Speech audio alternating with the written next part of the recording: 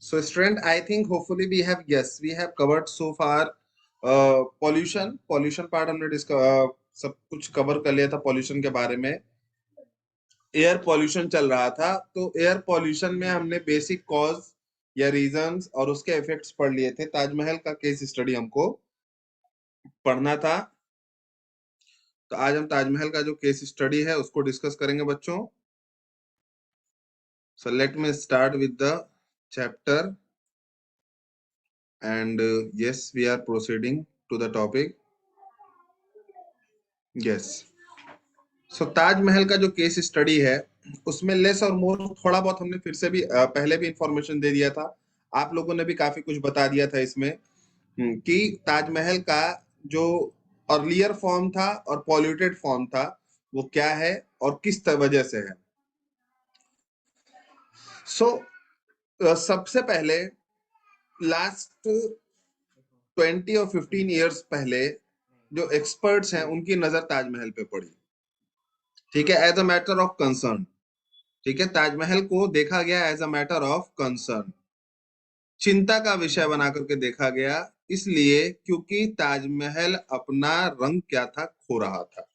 ठीक है, क्योंकि उसका जो व्हाइट मार्बल है वो दुनिया भर में लोगों के लिए अट्रैक्शन का विषय है, लेकिन वो अपने व्हाइट मार्बल्स के अट्रैक्शन को, कलर को खो रहा था. फेडिंग हो रही थी उसकी, और ये जो फेडिंग हो रही थी ये बेसिकली क्या था, अगल बगल के पॉल्यूशन का नतीजा था. ठीक है, तो जब देखा गया कि भाई क्या वजह हो सकती है, कौन से रीजंस हैं इसके, या किस तरह का पॉल्यूशन कॉज हो रहा है ताजमहल के अगल बगल, तो उन लोगों ने पाया कि आगरा में इंडस्ट्रीज बहुत ज्यादा है, स्पेशली रबर की इंडस्ट्रीज, ऑटोमोबाइल्स बहुत ज्यादा है, केमिकल्स की इंडस्ट्रीज ज्यादा है, बगल में मथुरा ऑयल रिफाइनरी है. तो ये सब जो इंडस्ट्रीज हैं they are producing huge amount of pollutants like sulphur and nitrogen dioxide. तो ये सब क्या है, ये नाइट्रोजन या सल्फर या कार्बन डाइऑक्साइड या मोनोऑक्साइड भी है, ये सब क्या है एटमॉस्फेयर में कलेक्ट हो रहे हैं, और एटमॉस्फेयर में कलेक्ट हो रहे हैं, और जब पानी गिरता है तो पानी के साथ साथ ये क्या बन जाते हैं, एसिड रेन बन जाते हैं. ठीक है, तो एसिड रेन जो होता है बच्चों, ये सल्फ्यूरिक और नाइट्रिक एसिड, वीक एसिड के फॉर्म में. ठीक है, वीक मतलब जिसमें पानी ज्यादा हो और एसिड का क्वांटिटी कम हो, तो वीक एसिड के फॉर्म में उस पे गिरते हैं. और जब भी एसिड किसी भी चीज पे गिरता है तो एसिड का मेन काम क्या है, कोरोड करना. कोरोड मतलब सड़ाना एक तरीके से, या गलाना उस चीज को. तो एसिडिक रेन जो होता है वो सिंपली मार्बल्स को कोरोड कर रहा है, और कोरोजन की वजह से ही क्या हो रहा है, इनके मार्बल्स धीरे धीरे फेड अप हो रहे हैं, और फेड अप होने के साथ साथ अपने आप को, उनका जो एक्चुअल अट्रैक्शन है वो खत्म होता चला जा रहा है. सो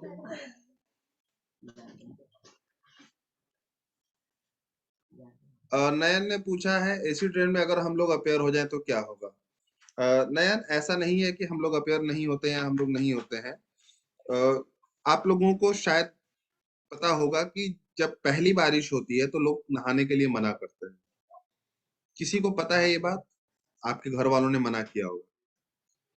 क्यों भाई, श्रेया, पीयूष, आकांक्षा, सही बात है कि नहीं, पहली बारिश में सबको मना किया जाता है कि नहीं. अदर स्टूडेंट्स, हाँ चलो, अनुष्का, प्रमय, नयन ने बोला हाँ सर किया जाता है, सिद्धि ने भी बोला, श्रेया ने भी बोला. तो ये मना क्यों किया जाता है, पहली बारिश में नहाने के लिए क्यों मना किया जाता है आयुष या आर्यन. चलिए मैं किसी एक बच्चे को अनम्यूट करता हूँ. तो मेरे सामने है स्क्रीन पे अभी पीयूष. पीयूष बताइए, पहली बारिश में नहाने के लिए क्यों मना किया जाता है. हाँ hello, good evening sir. Good evening बच्चे. सर बोलता है लोग कि पहले बारिश में नहाने से तबीयत खराब हो सकता है, इसलिए मना करता है लोग. चलिए ठीक है बच्चों, एक्चुअली क्या है कि जो पहली बारिश होती है ना, फर्स्ट, हाँ शशांक आप बताओगे, ठीक है बता दो, आप ही बताओ. पहली बार सर एसिड रेन होता है, इसलिए हम लोग से मना किया जाता है नहाने से. चलो ठीक है, ये भी बात सही है। जब पहली बारिश होती है बच्चों, उस समय आपके क्लाउड में अच्छा खासा एयर पॉल्यूशन होता है। अच्छा खासा क्या होता है? एयर पॉल्यूशन होता है। उससे पहले तो बारिश हुई नहीं होती है। जो सबसे फर्स्ट वाटर गिरता है, उससे सबसे ज्यादा एयर कंबाइन करते हैं और क्या बनाते हैं? एसिड बनाते हैं। ठीक है। तो जो पहली बारिश होती है, पहली दूसरी जो स्टार्टिंग की बारिश होती है ना, उसमें एसिड रेन सबसे ज्यादा होता है, क्योंकि वो वाटर सबसे ज्यादा गैसेस से कंबाइन करता है और एसिड रेन बनता है। उसमें अगर आप नहा लेंगे तो आपके पीठ पे लाल लाल जो दाने पड़ते हैं ना, जिसको अमोरी बोलते हैं, जो जिस इलाके में जिस तरह की चीजें बोलती होंगी, इनको हम रेड रैशेस करके बोलते हैं। रेड रैशेस जो पड़ते हैं, ये एसिड रेन का नतीजा होते हैं। आप लोगों में से कई लोगों को हुआ भी होगा या कई लोगों ने फेस भी किया होगा कि जब आप उस पानी में नहाते हैं तो उस पानी में नहाने से आपको लाल लाल से दाने होने लगते हैं स्किन पर। ठीक है, वो चुभने सा लगेगा आपको फिर। बिल्कुल, एयर रिन्यू होता है। एयर जो होता है वो अपने आप को फॉर्म को चेंज करता है, और हर केमिकल कंपोनेंट जो है वो अपने एक फॉर्म में कभी भी स्टेबलाइज नहीं रह सकता। उसकी एक साइकिल बनी हुई है और उस साइकिल में उसको मूव करना ही करना है। लेकिन कई बार वो गैस इतना ज्यादा हो जाता है, इतना ज्यादा हो जाता है कि वो साइकिल में मूव करने के बाद भी, ठीक है, इन्वायरमेंट को इफेक्ट कर रहा होता है। एनी हाउ, आपके क्वेश्चन का जो आंसर था वो हमने दे दिया कि हमें भी एसिड रेन का इफेक्ट होता है, अनटिल और अनलेस हम लोग अपने बड़ों की बात माने। बड़ों की बात मानेंगे तो वहां पर बच सकते हैं हम लोग एसिड रेन से। So here in the case of Taj Mahal, this acid rain is very much poisonous because that air composed of so much of gases, polluted gases that had been produced by the industrial waste, and that's how acid rain came into existence and they corrode the marbles of Taj Mahal.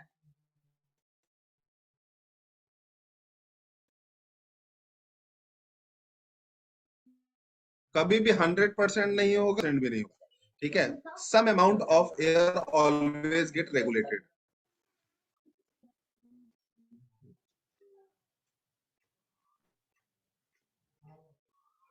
M I audible to all of you बच्चों?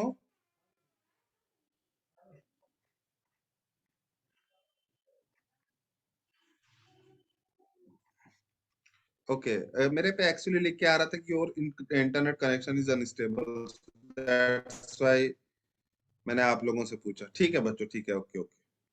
सो यहाँ पर supreme court ने क्या मतलब simply order दिया है ताजमहल को corrosion से बचाने के लिए, कि उस जगह पर ज्यादा से ज्यादा ऐसे एयर क्रिएट किए जाएं जो कम से कम पॉल्यूशन क्रिएट करते हो, ऐसा एयर रिलीज किया जाए जिससे पॉल्यूशन कम हो।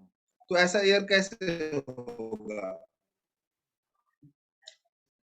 जितने भी कंबशन फ्यूल्स वाले हैं उनको सीएनजी पे लाया जाए। ठीक है, एलपीजी का यूज ज्यादा से ज्यादा किया जाए।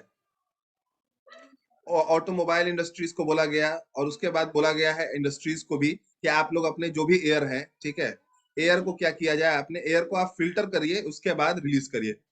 ठीक है, किसी भी चीज से ट्रीट करने के बाद रिलीज करिए। इन्वायरमेंट में कम से कम अमाउंट में आपका गैसियस एयर जाना चाहिए, सॉरी, पॉइजनस एयर रिलीज होना चाहिए। तो काफी हद तक एक्शन लिया गया है। हालांकि आगरा के ऊपर अभी भी अगर हम वाटर पॉल्यूशन देखें तो बहुत कम ही हुआ है। एयर पॉल्यूशन के ऊपर अभी रिसेंट कोई रिपोर्ट नहीं आई है, लेकिन मुझे याद है आज के 5 या 8 साल पहले अच्छा खासा डिस्ट्रक्शन हो चुका था। अभी लास्ट फ्यू इयर्स में कोई बहुत ज्यादा ऐसी रिपोर्ट नहीं आई है। हाँ, ये सुनने में आया था। नहीं पीयूष, ये देखिए, एसिड रेन हर जगह नहीं होता है। एसिड रेन वहीं पर होता है जहां पर नाइट्रोजन ऑक्साइड या सल्फर ऑक्साइड या कार्बन डाइऑक्साइड का अमाउंट ज्यादा हो। क्योंकि यहाँ पर carbonic acid, sulphuric acid, nitrous acid या ये सब एसिड बन सकते हैं।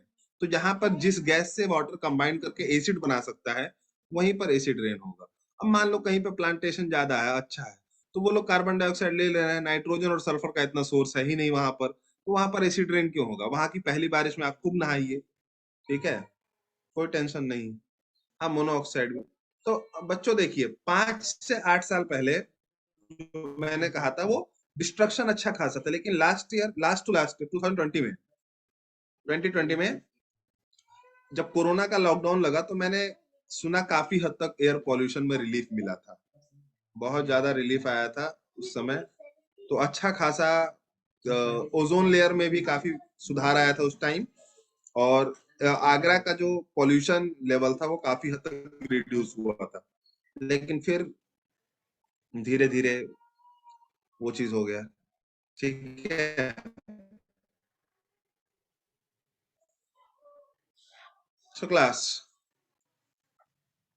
now we are moving to the next topic, but here certain letter has been written that reminded of the chapter of some crop. I wonder whether acid rain affects the soil and plants also. बच्चों, क्या acid rain plants को भी effect करता है? कभी कभी audio lag कर रहा है। ओके, एक्चुअली क्या है ना कि वाईफाई के साथ एक केस होता है कि जब लाइट स्विच हो जाता है ना, लाइट आता है या जाता है, तो कुछ टाइम के लिए थोड़ा सा लैगिंग हो जाता है, बट इट्स ओके। अभी लैग नहीं होना चाहिए बिकॉज अभी तो लाइट है, स्टेबल है। सो बच्चों, मैंने क्वेश्चन किया है कि क्या एसिड रेन का कोई इफेक्ट क्रॉप्स पे भी देखने को मिलता है, और मिलता है तो कैसा मिलता है?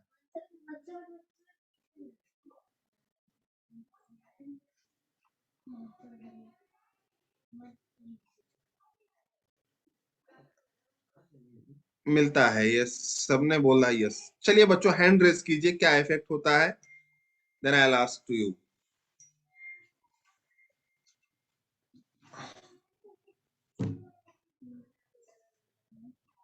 बताइए ना।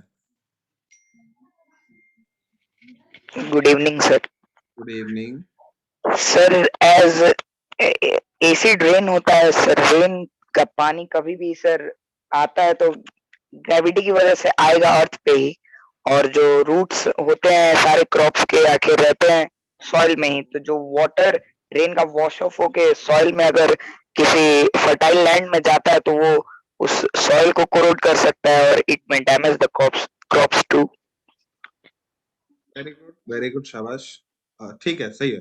और कोई बच्चा कुछ बताना चाहता है? बिल्कुल, बच्चे ने एकदम परफेक्टली पॉइंट बोला है कि सॉइल का पीएच बिगड़ जाएगा अगर एसिड रेन होगा तो, और सॉइल का पीएच ही नहीं बिगड़ेगा, जो सॉइल में फर्टाइल माइक्रोब्स होते हैं जो सॉइल की फर्टिलिटी बढ़ाते हैं, वो माइक्रोब्स भी खत्म हो सकते हैं, जिससे सॉइल की भी फर्टिलिटी क्या हो जाएगी, खत्म हो जाएगी। तो क्रॉप्स का जो ग्रोथ है बहुत हद तक हैम्पर होगा। Anyone else? सॉइल से न्यूट्रिएंट रिमूव करा देते हैं, क्रॉप्स डेड हो जाएंगे, लेस प्रोडक्शन ऑफ एग्रीकल्चर। ठीक है। और कोई बच्चा अगर कुछ बोलना चाहता हो रिगार्डिंग दिस? सॉइल जो होता है ना बच्चों, सॉइल अपने पीएच को लेकर के बहुत ज्यादा वो होता है। हर क्रॉप का एक सॉइल पीएच होता है। उस क्रॉप को अगर वो पीएच नहीं मिलेगा, पीएच का मतलब होता है H प्लस का कंसंट्रेशन, वहां पर वो एसिडिक है या बेसिक है, वो हर सॉइल का अलग अलग होता है। तो अगर सॉइल का पीएच इधर उधर हुआ तो प्रोडक्शन ऑफ क्रॉप बहुत ज्यादा हैम्पर होते हैं, अफेक्टेड होते हैं। तो इन केसेस में क्या होता है बच्चों,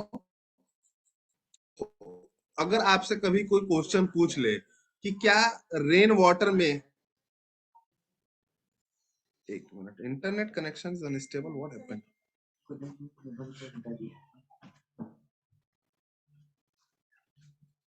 हाँ हाँ, जाओ जरा देखो तो क्या हो रहा है। तो इंटरनेट पे क्या हो रहा है, एक बार देख के आओ।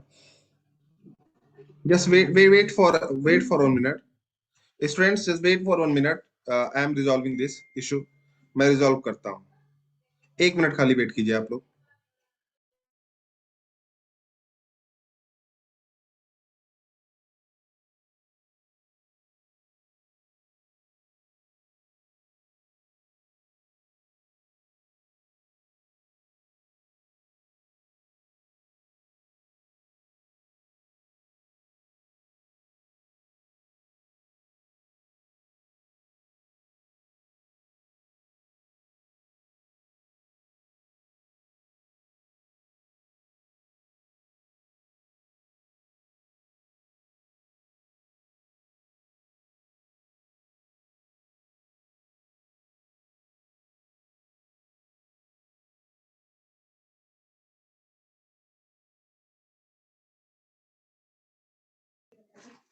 Am I audible to all of you students now?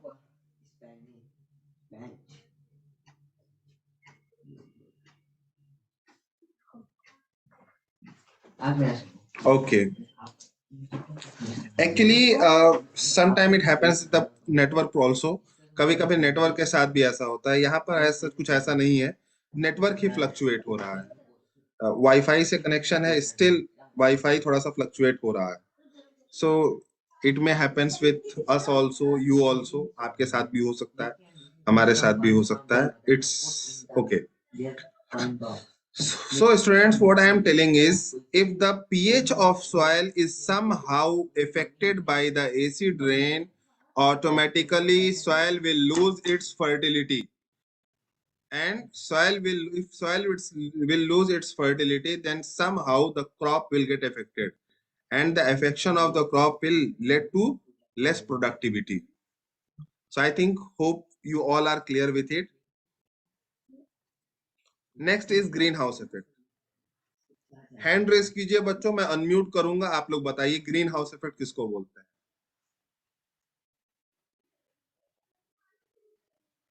Anay सिर्फ एक ही बच्चा बताएगा, चलिए कोई बात नहीं, बताइए। Yes, sir, the continuous increase in the temperature of Earth due to different greenhouse gases such as carbon dioxide, CFC, etc. is known as greenhouse effect. ठीक है, ठीक है, ओके। तो बच्चों, ग्रीन हाउस इफेक्ट का मतलब है उन गैसेस का बढ़ जाना, उन गैसेस का इंक्रीज कर जाना जो सनलाइट को ट्रैप करती हैं। सनलाइट को क्या करती हैं? ट्रैप करती हैं। और सनलाइट को ट्रैप करने वाली जो गैसेस होती हैं बहुत खतरनाक होती हैं। कार्बन डाइऑक्साइड भी इसमें है, ठीक है, और इसके साथ साथ अदर गैसेस भी हैं, सल्फर ऑक्साइड्स हैं या नाइट्रोजन ऑक्साइड्स हैं। ये क्या करती हैं? ये सनलाइट के रेडिएशंस को ट्रैप करती हैं। तो जो भी गैसेस ट्रैप कर सकती हैं, ठीक है, उनकी क्वांटिटी बढ़ती जा रही है, और इस क्वांटिटी के बढ़ने को हम ग्रीन हाउस इफेक्ट कहते हैं। ग्रीन हाउस इफेक्ट और ग्लोबल वार्मिंग में कोई, हाँ मीथेन भी है, ग्रीन हाउस इफेक्ट और ग्लोबल वार्मिंग में कोई कनेक्शन है बच्चों? Any connection in between green house effect and global warming?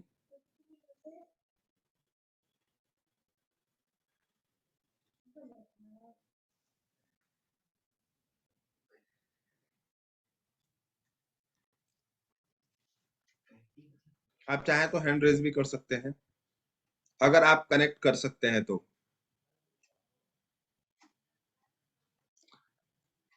Carbon dioxide will increase, that is okay. Global warming is due to GHG। हाँ, कोई कनेक्शन? हाँ पीयूष, गुड। पीयूष ने, warming का मतलब होता है बच्चों अर्थ का, आपके अर्थ का एवरेज टेम्परेचर इंक्रीज होना।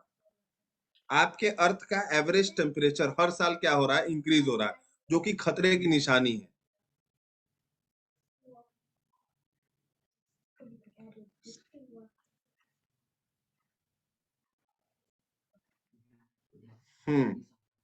तो ग्रीन हाउस इफेक्ट और अर्थ का एवरेज टेम्परेचर बढ़ना, इसमें बीच में कोई कनेक्शन बच्चा मुझे बताएगा हैंड रेज करके?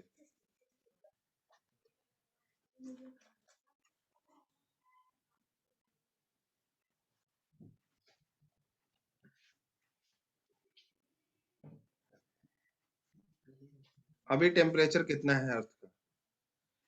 आप जो मैक्सिमम टेम्परेचर देख रहे हैं हर साल, वो पॉइंट समथिंग परसेंट बढ़ रहा है मैक्सिमम टेम्परेचर, ठीक है। पहले अर्थ का मैक्सिमम टेम्परेचर या फिर जो ट्रॉपिकल रीजन का जाता था 40-45 या 48 तक जाता था, अभी 50-52 तक जा रहा है, ठीक है। तो एवरेज टेम्परेचर बढ़ रहा है आपका, ठीक है बच्चों। तो देखिए बच्चों, मैं क्लियर कट बता रहा हूँ आप लोगों को, ध्यान से सुनिएगा, वॉइस आ रही होगी होपफुली। देखिए बच्चों, जो ग्रीन हाउस गैसेज होते हैं, लेट से कार्बन डाइऑक्साइड ले लिया, जब सनलाइट इस पे आता है, अर्थ पे हमारे सनलाइट आता है, सनलाइट में एक रेज होती है, उनको इंफ्रारेड बोलते हैं।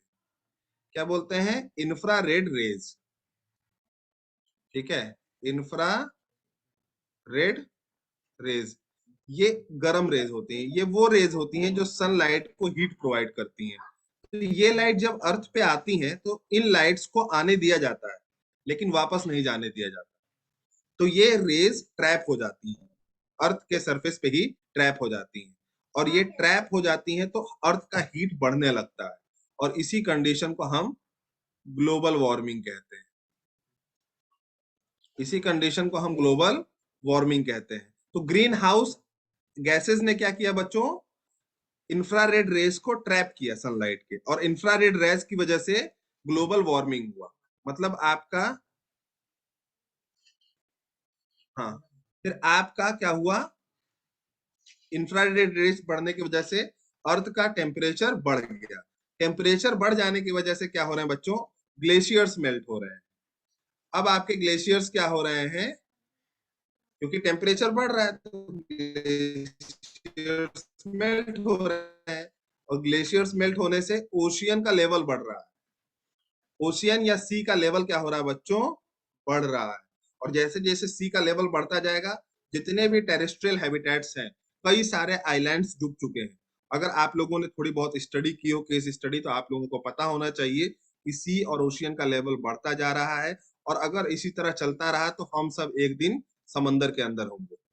ठीक है, किसी वेल मछली के पेट में होंगे, या हो सकता है हम लोगों के भी गिल्स निकल आए सांस लेने के लिए। सो या in India, everywhere. So students, नहीं देखो, डूबेंगे तो सभी डूबेंगे, डूबेंगे तो सभी डूबेंगे, टेंशन मत लो। ऐसा नहीं कि इंडिया वाले अलग मिट्टी के बने हैं तो वो बच जाएंगे, और ऑस्ट्रेलिया वाले अलग मिट्टी के बने तो बच जाएंगे। ठीक है, जब ओशियन का लेवल राइज होगा तो धीरे धीरे अर्थ का भी एक, आइलैंड का भी, मतलब जैसे जो बहुत हिली रीजन्स हैं बहुत ज्यादा, वही सरवाइव कर पाएंगे फिर। तो हम सब तो बहुत ज्यादा हिली रीजन्स में नहीं आते हैं ना, हम लोग एक मॉडरेट लेवल के ऊंचाई पर हैं, और जिस दिन उसने एक बार क्रॉस किया लेवल, तो सभी इफेक्टेड होंगे बच्चों। हाँ, पहले वो लोग इफेक्टेड पहले होंगे जो समंदर के आसपास रहते हैं, माउंट एवरेस्ट से बच सकते हैं। हाँ, ठीक है, आप माउंट एवरेस्ट पे जाना बच्चे। सो स्टूडेंट्स, अगर तुम लोगों से कोई कनेक्शन पूछ ले कि क्या कनेक्शन है ग्रीन हाउस में और इसमें, तो बता सकते हो?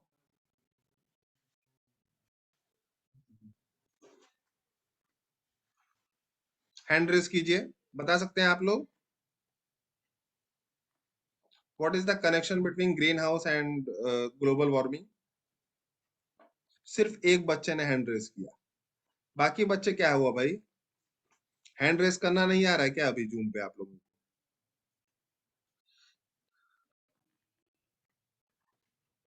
Students, are you able to tell the relation between green house and global warming? Green house gases क्या है, वो गैसेस जो हीट को ट्रैप करती हैं, और हीट के ट्रैप होने से अर्थ का टेम्परेचर बढ़ रहा है। तो ट्रैप करने वाला काम कौन कर रहा है, ग्रीन हाउस इफेक्ट कर रहा है, और ट्रैप करने की वजह से जो टेम्परेचर बढ़ रहा है वो क्या है, ग्लोबल वार्मिंग। ग्लोबल वार्मिंग से क्या हो रहा है, ग्लेशियर्स मेल्ट हो रहे हैं। हाँ, तो एक दो बच्चों ने हैंड रेज किया, बाकी बच्चों के साथ क्या केस है भाई?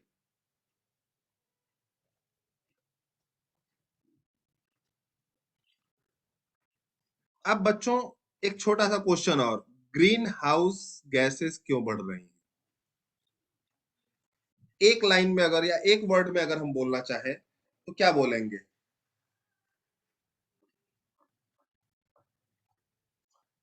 सबसे बड़ा रीजन है deforestation, cutting of abundant amount of plants is the main reason behind the excessive greenhouse gases. ठीक है, सबसे बड़ा रीजन डिफॉरेस्टेशन है।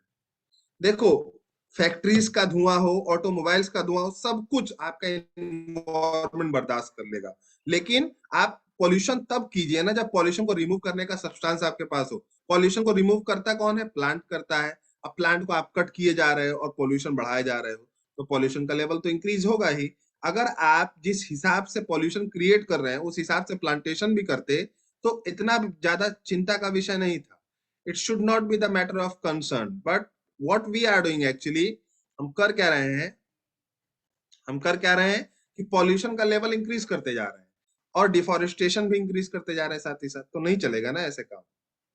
यही वजह है कि चीजें खराब हो रही हैं।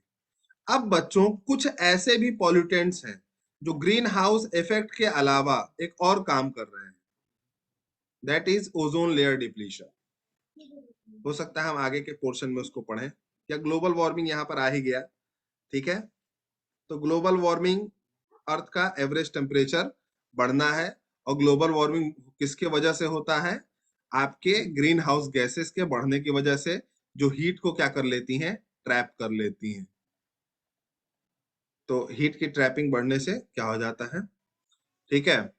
तो 0.5 डिग्री सेल्सियस भी अगर बढ़ेगा अर्थ का टेम्परेचर, तो सोचिए कितना ज्यादा वो हो जाएगा। देखिए ग्लेशियर्स, एक गंगोत्री ग्लेशियर्स का यहाँ पे एग्जांपल भी दिया गया है कि बहुत ज्यादा मेल्ट हो रहा है ग्लोबल वार्मिंग के कारण।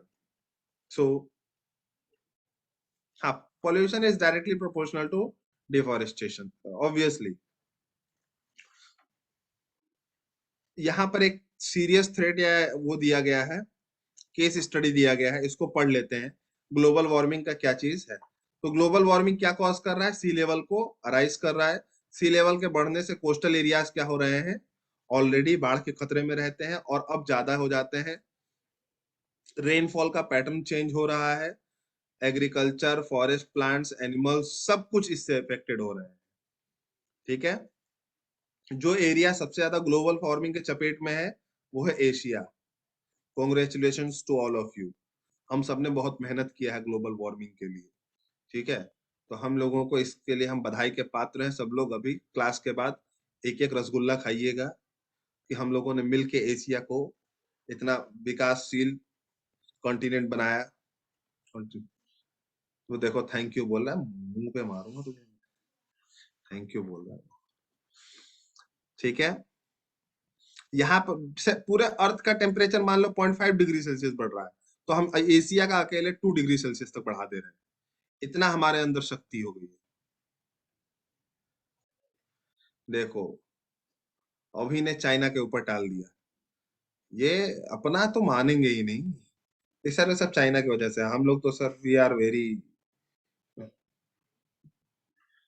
एक कंटेनर पॉइजन पी सर टैलेंट है, हाँ ये यही टैलेंट है हमारे पास, ये टैलेंट तो है।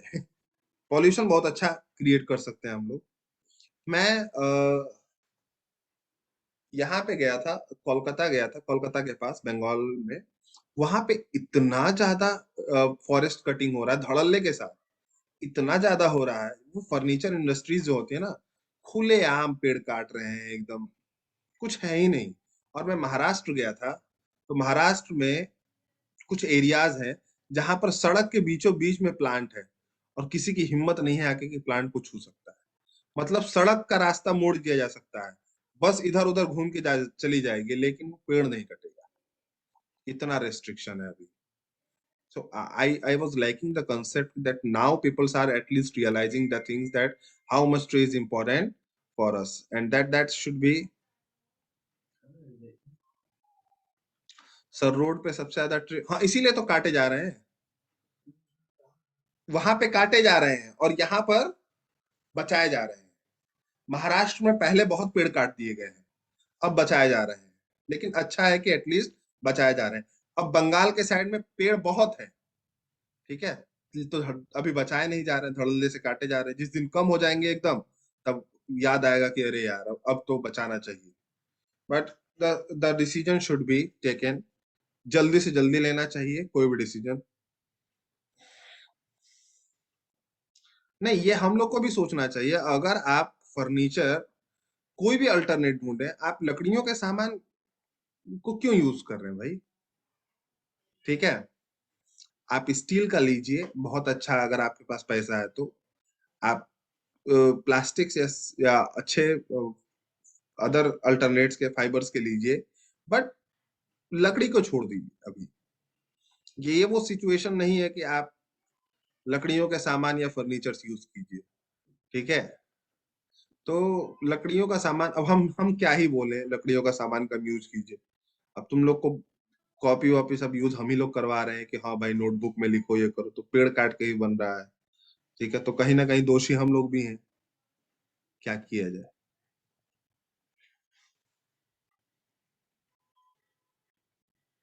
वो लिख रहा है सर सब मोह माया है। हाँ, तेरा पढ़ना भी। Sir plastic should be prohibited, plastics का जगह प्रोहिबिटेड है फिर भी। हाँ वो देखो उसने कंपनी वंपनी सब बताना शुरू कर दिया। बट प्लास्टिक बैग्स के अच्छे अच्छे वो आ रहे हैं अब। जैसे मैंने अभी रिसेंटली कई सामान ऑर्डर किए हैं, तो अब जो ऑर्डर पैकेज में आ रहा है वो प्लास्टिक बैग में नहीं आता है, वो ऑर्गेनिक कलर का बैग, ऑर्गेनिक बैग होता है। And that is very good. वो फ्लेक्सिबल भी है, तो मतलब फ्लेक्सिबल भी है, स्ट्रेंथ भी है उसमें। प्लास्टिक की तरह एकदम उतना फ्लेक्सिबल भी नहीं है, बट ठीक है। अच्छा लगा मुझे उनका कंसेप्ट, अल्टरनेट जो यूज किया जा रहा है। यूज किया जाना चाहिए, थोड़ा महंगा ही सही बट यूज किया जाना चाहिए। बिकॉज नेचर से ज्यादा महंगा कुछ भी नहीं है, और नेचर को हमें किसी भी तरह बचाना पड़ेगा। ठीक है, यहाँ पर लिखा है there are many success stories. Air pollution से लड़ने में बहुत सारे सक्सेसफुल स्टोरीज हैं। इसमें दिल्ली का नाम है कि दिल्ली में बहुत ज्यादा गंदगी होती थी, क्योंकि उनके जो चोक्ड फ्यूम्स थे ऑटोमोबाइल्स के, जो डीजल पे चलते हैं, पेट्रोल पे चलते हैं, ठीक है, वो बहुत ज्यादा पोल्यूशन क्रिएट कर रहे थे। तो उनको क्या किया गया, सीएनजी में कन्वर्ट करने की कोशिश किया गया। ठीक है, और सीएनजी में जब कन्वर्ट किया गया तो काफी हद तक सिटी को क्लीन कर दिया गया। क्वालिटी ऑफ एयर को रेगुलेट किया गया गवर्नमेंट के थ्रू। पॉल्यूशन के रिगार्डिंग अवेयरनेस क्रिएट किया गया। अदर अल्टरनेटिव फ्यूल्स यूज किए गए, सोलर एनर्जी को बढ़ाया गया, हाइड्रो पावर प्लांट बढ़ाए गए, विंड एनर्जी क्रिएट किया गया। लेकिन बच्चों, क्या सच में दिल्ली सुधर गया? हाँ ये बात सही कह रहे हो पीयूष। अब बच्चों, क्या दिल्ली सच में सुधर गया? जो हम किताब में देख रहे हैं, क्या दिल्ली वही है? नहीं, बिल्कुल नहीं। दिल्ली में सिर्फ ऑटोमोबाइल्स ही पॉल्यूशन का रीजन नहीं है। अगर ऑटोमोबाइल्स ही पॉल्यूशन का रीजन होते तो अब तक दिल्ली सुधर गई होती, क्योंकि ऑड इवन सिस्टम, बहुत सारी चीजें ऑटोमोबाइल्स को रेगुलेट करने के लिए लगा दी गई। लेकिन फिर भी दिल्ली में सुधार नहीं आ रहा है, इस वजह से क्योंकि जो एनसीआर है, जो दिल्ली के अगल बगल के रीजन है, गाजियाबाद, मेरठ, नोएडा, हरियाणा के कुछ रीजन जो आते हैं, और इधर पंजाब वगैरह के कुछ रीजन जो आते हैं, ये सब जितना भी पॉल्यूशन क्रिएट करते हैं एयर में, जितना भी पॉल्यूशन क्रिएट करते हैं, वो ज्यादातर दिल्ली में ही आ जाता है। दिल्ली में प्लांट्स बहुत कम है, ये हमेशा सिवियर रहा है। प्लांटेशन, क्योंकि हर जगह तो काट काट के बिल्डिंग बना दी गई है। दिल्ली में छूटा ही क्या? आप दिल्ली में एक बार घुस जाइए तो प्लांट देखने के लिए तरस जाइएगा। और प्लांट भी दिखेंगे तो जो प्रोटेक्टेड प्लांट्स होते हैं उनमें खाली डालियां दिखती हैं, पत्ते दिखते ही नहीं। और पत्ते दिखेंगे तो पत्तों के ऊपर इतनी मोटी धूल की परत जमी होती है, वो बेचारा क्या फोटोसिंथेसिस करेगा? किसी काम का नहीं रह जाता वो पत्ता, इतना ज्यादा पोल्यूशन है। तो जहां तक मुझे लगता है कि हर इंडिविजुअल को अपने लेवल पे कोशिश करनी चाहिए कि प्लांटेशन वहां बढ़ाया जाए। अदरवाइज कितना भी कुछ भी यूज कर लो, सुधार नहीं आ सकता। एक तरफ से पॉल्यूशन कम कीजिए तो दूसरी तरफ से प्लांटेशन ज्यादा कीजिए, तभी सुधार हो सकता है। तो कुछ भी एक्टिविटी, हाँ स्मोकर्स तो हैं ही। सर हम प्लांट लगाए हैं, बहुत अच्छा काम किया, तुमको नोबेल पुरस्कार मिलेगा अगले साल। सर बाइक को भी स्पीड पकड़ने में टाइम लगता है, अभी सुधर रहा है। हाँ सही बात। अगला सीएम तू ही बनेगा। सर दिल्ली, दिल्ली है वो कभी बदल नहीं सकता। क्यों भाई, दिल्ली के नाम पे रखा है क्या कि तुम नहीं बदलोगे कभी, तुमसे ना हो पाएगा? अनय बोलता है नेशनल कैपिटल रीजन। सर दिल, खैर नहीं जरूरत केजरीवाल से। अच्छा चलिए ठीक है। हाँ सही कह रहे हो ना। तो बच्चों, दिल्ली में जो कुछ भी हुआ, ठीक है, अभी जैसे रिसेंट हुआ, से नो टू क्रैकर्स, पटाखे नहीं फोड़ना, पटाखे। ठीक है, जिस दिन मना किया गया था, तो पहले लोगों ने सोचा था कि दो ही पटाखे फोड़ेंगे, जब मना किया गया तो लोगों ने कहा नहीं, मना कैसे किए, अब हम 4 फोड़े।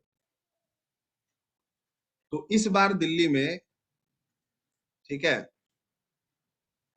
जबरदस्त क्रैकर्स वो हुए हैं। उसके बाद एक बच्चे ने भी कहा पराली जो जलाई जाती है खेत में, जब वो कर लेते हैं इरिगेशन, सॉरी कल्टीवेशन करने के बाद जो नीचे का स्टेम पार्ट हो जाता है, बच जाता है, उनको जला दिया जाता है, तो उसका जो धुआं उठता है वो भी पहुंचा, वो पहुंचा। ये क्रैकर्स तो हुए। उसके बाद भी, ठीक है, जो ऑटोमोबाइल्स हैं वो कहाँ ही थम रहे हैं, उनका पॉल्यूशन अलग से हो रहा है। तो अलग, दिल्ली का एक अलग ही माहौल है, ठीक है। हाँ, so somehow we are also responsible and government is also responsible। Government को चाहिए कि हर साल किसी भी एरिया, जितने गवर्नमेंट एक्वायर्ड फील्ड्स या एरियाज हैं, वहां मैक्सिमम अमाउंट में क्या किया जाए, प्लांट्स लगाया जाए। पूर्णिमा ने कहा छपरा में सीएनजी क्यों नहीं आया? छपरा में तुमने बसें देखी हैं किस कंडीशन में है? मुझे ऐसा लगता है कि मेरे पिताजी के जमाने की बसेस चल रही हैं वहां पर। वो सीएनजी संभाल पाएंगी बेचारी? उनसे डीजल नहीं संभाला जाता। वो एक रोड पर 15 बार ऐसे ऐसे करती हैं, उसके बाद चलती हैं। इतनी खतरनाक बसेस है। मैं एक बार आया, मैं डर गया। मुझे लगा कि यार काश मैंने अपने लाइफ का इंश्योरेंस करा लिया होता, पता नहीं अब पहुंच पाऊंगा कि नहीं। इतना खतरनाक बस था वो आगे कम चल रहा था, हिल ज्यादा रहा। नहीं नहीं, वो वोल्वो नहीं था, वो बहुत पहले का वोल्वो है वो।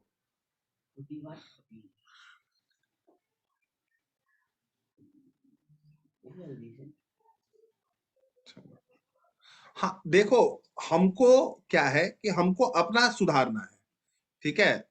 बाकी जगह पॉल्यूटेड है अपनी इलिटरेसी की वजह से, but we guys are literate, we guys are educated, so we have to take step. We guys are so much advance than so much countries of Asia.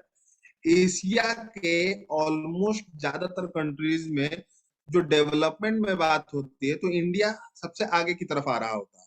तो वहां पर अपने आप को कभी भी किसी भी अनडेवलप्ड कंट्री के साथ कंपेयर नहीं करना है, ठीक है। तो हमारा जो पॉल्यूशन है वो हर देश से क्या होना चाहिए, रेट कम होना चाहिए, ठीक है। हमारा जो एडवांसमेंट है वो हर देश के मुकाबले ज्यादा अच्छा होना चाहिए। We should have to compare ourself with Japan, China, और maybe with higher any other countries like Korea, ठीक है। वो कोरिया नहीं जिसमें किम जोंग है, साउथ कोरिया भी तो करके है। सो स्टूडेंट्स, नहीं मैं यहाँ नहीं रहता था। मैं आई एम फ्रॉम एक्चुअली, देखो शशांक ने चेक कर लिया, I am actually from UP and I was in Guwahati. तो मैं गुवाहाटी में जब था, असम में, तो at that position air is very much clear. Air वहां पे बहुत ज्यादा क्लियर है, बहुत ज्यादा। वहां पे जो इन्वायरमेंट का माहौल है ना, क्योंकि वहाँ प्लांटेशन बहुत है, वहाँ गवर्नमेंट बहुत स्ट्रिक्ट है। आप एक पत्ता तक जल्दी नहीं लेके जा सकते, इतना ज्यादा रिस्ट्रिक्शन है वहां पर। वहाँ जंगल तबाह नहीं कर सकते आप। और जो भी गवर्नमेंट अपने जंगल को बचाएगा, ठीक है, तो समझ लीजिए वहां के लोग खुश रहेंगे। अच्छा, यूपी में, हाँ, हम I am also living at the border of Bihar and UP. So मैं बक्सर के थोड़ा आगे रहता हूँ, यूपी में गाजीपुर है एक जगह, वहां पर। सो एनी हाउ, हमारे यहाँ भी सेम कंडीशन है, ठीक है। जैसे वहां पे पॉल्यूशन का रेट है एयर का, वैसे यहाँ पर भी है। वहां पे भी खूब ट्रक चल रही है, दबा करके खूब धुआं उड़ाते हुए, यहाँ पे भी ट्रकें चलती हैं। तो आई डिडंट फाइंड एनी। वहां पे तो एटलीस्ट बस देखने को मिल जाती है, यहाँ तो बस चलती ही नहीं। यहाँ जो भी है ट्रेन का ही सिस्टम है, तो इतना ज्यादा फीलिंग नहीं आता। सो समहाउ समहाउ समहाउ कहने का मतलब ये है बच्चों कि पॉल्यूशन कम करना है तो हमको पॉल्यूशन क्रिएट करने वाली चीजों पे कंट्रोल करना पड़ेगा, साथ ही साथ प्लांट्स पे ध्यान देना पड़ेगा। Plants has to grow at abundant amount, and gradually it should be increased in the areas of that very vicinity। वो जो अगल बगल के रीजन है जहाँ पॉल्यूशन ज्यादा है, वहां पर ग्रेजुअली प्लांटेशन इंक्रीज करना चाहिए हर साल, ठीक है। जैसे मान लीजिए कि गवर्नमेंट को हर साल 2 से 3 बार ऐसा समारोह रखना चाहिए जहां पर गवर्नमेंट के जितने भी एम्प्लॉयज हैं, एक दिन के लिए उनको छुट्टी दिया जाए कि वो प्लांटेशन करेंगे। ठीक है, एक अलग से डिपार्टमेंट बनाना चाहिए इसके लिए। ऑलमोस्ट फॉरेस्ट का तो होता है, लेकिन फॉरेस्ट में से ही कुछ लोगों को अलग कर देना चाहिए कि आप शहर में जितने भी प्लांटेशन हो रहे हैं उनका मॉनिटरिंग कीजिए और बताइए, रिपोर्ट कीजिए। इंस्टेंटली कौन कह रहा है बच्चों, इंस्टेंटली कौन कह रहा है? ठीक है, बट एक पैटर्न तो बनाना पड़ेगा ना। सर आपको पीएम होना चाहिए, क्या यार ऐसे बोल दिए तुम, बताओ यार, मेरा दिल भर आया एकदम। Thank you so much, but ठीक है। हाँ ये देखो पूर्णिमा ने सही कहा, जितना ज्यादा प्लांटेशन जो मॉनिटर करेगा या जिसके अंडर में जितना ज्यादा प्लांटेशन होगा उसको उतनी ज्यादा सैलरी। या गवर्नमेंट को वोट ही इसी बिहाफ पर दो। ठीक है, कि जिस जिस गवर्नमेंट के राज में पॉल्यूशन 5% से ज्यादा कम होगा उसी को हम जिताएंगे। बात खत्म। हमें चाहिए अच्छा नेचर, अच्छा एनवायरनमेंट, पढ़ाई तो हम कर ही लेंगे खुद से। ठीक है, so class that is the thing. ये वन महोत्सव के बारे में कुछ लोग जानते हैं?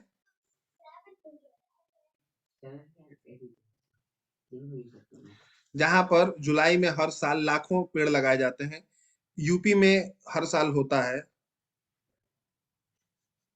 अरे मुझे किसी पार्टी की जरूरत है, क्या बात करते हो, my self is a party. ठीक है,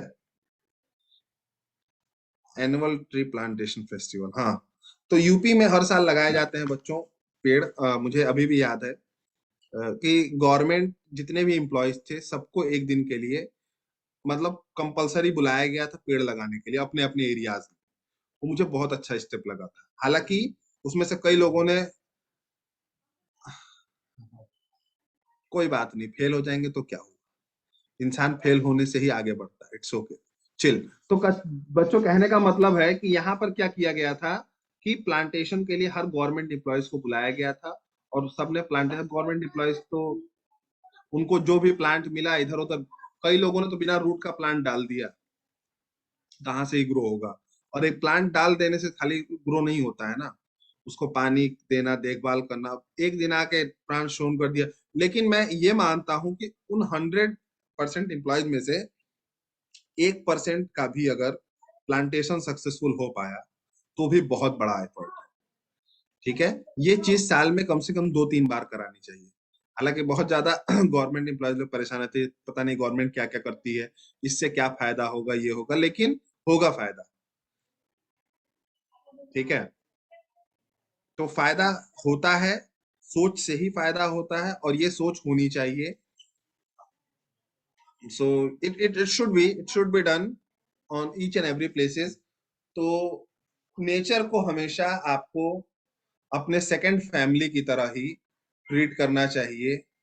और यही आपको, क्योंकि ये आपके जीने का साधन है, आपको एयर वाटर हर तरह के न्यूट्रिएंट की रिसाइकलिंग नेचर से ही मिल रही है।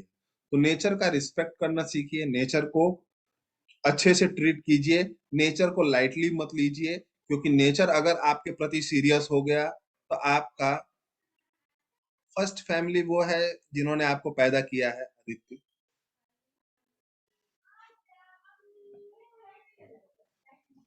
सर एक सॉन्ग आया था ट्रीज के ऊपर अवेयरनेस के लिए, ना काटो मुझे बड़ा, हाँ हाँ मैंने भी सुना था। That is good, but okay, ये चीज लोग सुनते हैं, 1 मिनट के लिए इमोशनल होते हैं, अगले दिन जाके फर्नीचर की दुकान पे फर्नीचर खरीद रहे होते हैं। सो ये चीज है ना, जब तक हम लोग एक पर इमोशनल होकर के नहीं, सेंसिबल होके सोचिए, मेंटली सोचिए, इमोशनल मत भइए, मेंटली सोचिए कि सच में क्या इम्पैक्ट पड़ सकता है, हम अपनी फ्यूचर जनरेशन को क्या देने जा रहे हैं, या फ्यूचर जनरेशन सरवाइव कर पाएगी कि नहीं अर्थ पर, सोचिए। ठीक है, एक ऐसा टाइम था जब डायनासोर्स ने कोहराम मचा के रखा था अर्थ पे, उनको लगता था कि हमारे आगे कोई है ही नहीं, क्योंकि वो थे भी इतने इनलार्ज वाइड स्पीसीज थे। उनको लगता था कि अर्थ पे नेचर को जिस तरह से चाहेंगे, जैसे चाहेंगे ट्रीट करेंगे, सारा पेड़ उखाड़ते थे, खा पी लेते थे, इधर उधर तबाह करके रखा था सब उन लोगों ने। फिर नेचर को आया गुस्सा। हर हर ऑर्गेनिज्म नेचर के लिए एडवांटेजियस है, क्योंकि हर ऑर्गेनिज्म एक दूसरे से जुड़ा हुआ है, इसको हम इकोसिस्टम कहते हैं। तो हर ऑर्गेनिज्म एक दूसरे के लिए इंपॉर्टेंट है अनटिल और अनलेस उसकी क्वांटिटी बहुत ज्यादा डिक्रीज इंक्रीज ना हो या बहुत ज्यादा डिक्रीज ना हो। जितना नेचर को चाहिए उतना ही होना चाहिए, सभी ऑर्गेनिज्म की क्वांटिटी। हाँ, वी शुड बाइकआउट कीजिए, तभी कम आएगा ये सब चीजें। और ये आपको सीखना पड़ेगा, क्योंकि हमारा एजुकेशन का पर्पस सिर्फ और सिर्फ नंबर लाना नहीं है या पेपर पे ये सब लिखना नहीं है। हमारा एजुकेशन का पर्पस यही होता है कि हम क्या करें, ज्यादा से ज्यादा क्वांटिटी में नेचर के लिए कंट्रीब्यूट कर सकें, एटलीस्ट अच्छा सोच तो सके। ठीक है, अच्छी सोच ही अच्छे एक्शन को अराइज करती है। सो हाँ, एयर प्यूरिफायर डिवाइस होता है, अब तो आ रहा है, लेकिन बच्चों एयर प्यूरिफायर प्लांट का 0.1% भी नहीं है। ठीक है बच्चों, so that's why air purifier से अच्छा है कि आप अपने घर में थोड़ा सा जगह छोड़िए, वहां एक प्लांट लगाइए। ठीक है, और आपका घर हमेशा ऑक्सीजन के लिए सफिशियंसी देता रहेगा, आप सोच भी नहीं सकते कितना फायदा है। So that's all for today बच्चों, आज के लिए इतना ही रहने देते हैं। अगर आपके कोई क्वेश्चंस हैं या क्वेरीज हैं तो जस्ट आस्क। रात में कार्बन डाइऑक्साइड देंगे तो रात में पेड़ के नीचे मत सोइएगा, क्या टेंशन। ठीक है,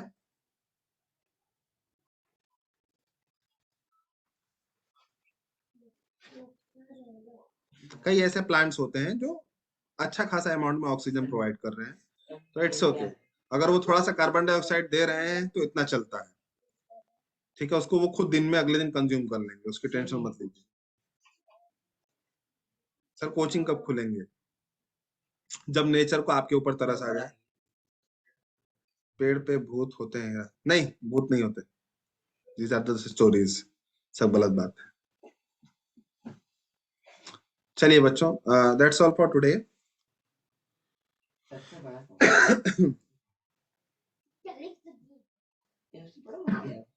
आपके बोलने से हम नहीं मानेंगे बच्चे, ठीक है। इस पे बहुत से रिसर्चेस हुए हैं और बहुत से रिपोर्ट्स आए हैं और बहुत से लोगों की कहानियां हैं। जो कहानियां मानते हैं वो लोग भूत मानते हैं, जो लोग रिसर्च को देखते हैं या जो लोग साइंस बिलीव करते हैं वो नहीं मानते। हाँ, नहीं, पीक पॉइंट चल रहा है अभी, गया नहीं है, but any how low fully चला जाएगा। सबसे अच्छी बात है कि डेथ रेट बहुत कम है। सो बस प्रिकॉशंस और अवेयरनेस की जरूरत है, everything else is good. Paranormal activities दूसरी चीजें हैं, उसके बारे में कभी हम वो साइकोलॉजी का एक फील्ड होता है बच्चों। ठीक है, बायोजेनेटिक सिंड्रोम्स वगैरह करके कई ऐसी डिजीजेस होती हैं। ठीक है, वो आप देख सकते हैं। नहीं, बच्चे को ज्यादा ऑक्सीजन चाहिए। ठीक है बच्चों, that's all for today. So we shall meet after